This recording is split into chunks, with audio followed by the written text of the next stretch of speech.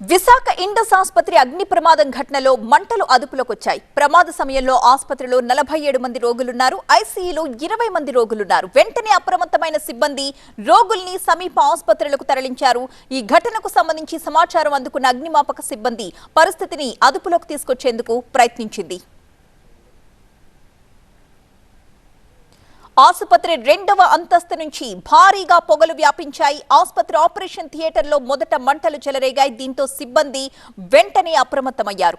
ఐసీయూలో ఉన్న వారిని సురక్షితంగా బయటకు తరలించారు.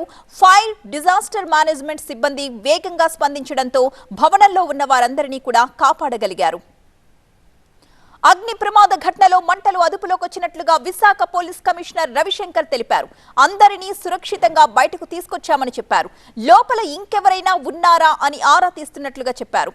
మరోవైపు ఈ ఘటనలో మంటలు పెద్దగా వ్యాపించలేదన్నారు జిల్లా అగ్నిమాపక అధికారి. ప్రమాద కారణాల్ని మాత్రం ఇంకా అన్వేషిస్తున్నట్లుగా చెప్పారు. ఇది ఓటీగా జరిగిందండి. ఓటీకి వాళ్ళు రెడీ చేసుకుంటున్న ఆపరేషన్ ఏదైతే చేయడానికి ఇన్ దట్ టైమ్ ఇట్ వల్ హ్యాపెన్. నిర్లక్ష్యం ఏం లేదంటే ఒకసారి ఈ ఎలక్ట్రిక్ ఛార్జింగ్ ఎక్స్పోజ్ డిస్టర్జ్ కూడా కొంచెం తేడా వస్తూ ఉంటాయి. అప్పుడు it will be human out of human control ఉంటుంది. We have to see find and we will give report. మరొక వైపు హాస్పిటల్ ప్రమాదంపై ఆరా తీశారు వైవి సుబ్బారెడ్డి, గుడివాడ అమర్నాథ్. రోగులతో మాట్లాడి ధైర్యం చెప్పారు. ప్రమాదానికి గత కారణాల్ని అడిగి తెలుసుకున్నారు. జరిగిన సంఘటన దురదృష్టకరమైన సంఘటన.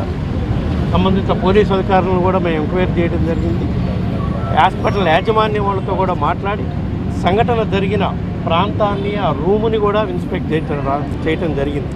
ఈ సంఘటన జరగడానికి ప్రధాన కారణం ఆపరేషన్ థియేటర్లో కరెంట్ షార్ట్ సర్క్యూట్ వల్ల ఆపరేషన్ థియేటర్కి ఉండే మొత్తం పఫ్ ఈ వాల్స్కి చేస్తున్న దానివల్ల ఫైర్ అంటుకొని అవి ఫైర్ అవ్వటం వల్ల ఈ స్మోక్ రావటం వల్లనే ఊపిరాడని పరిస్థితులు వచ్చినాయని వాళ్ళు కారణాలు చెప్తున్నారు. ఇంకా వివరంగా కూడా డీటెయిల్డ్గా ఎంక్వైరీ చేయవలసింది పోలీసు అధికారులకు కూడా చెప్పి ఏ విధమైన లోపాలు ఉన్నాయా, షార్ట్ సర్క్యూట్ వల్లే ఇది జరిగిందా, దేనికి దాని కారణాలు ఏంటివి కూడా సమగ్రంగా దర్యాప్తు జరపాలని పోలీసు అధికారులతో చెప్పడం జరిగింది.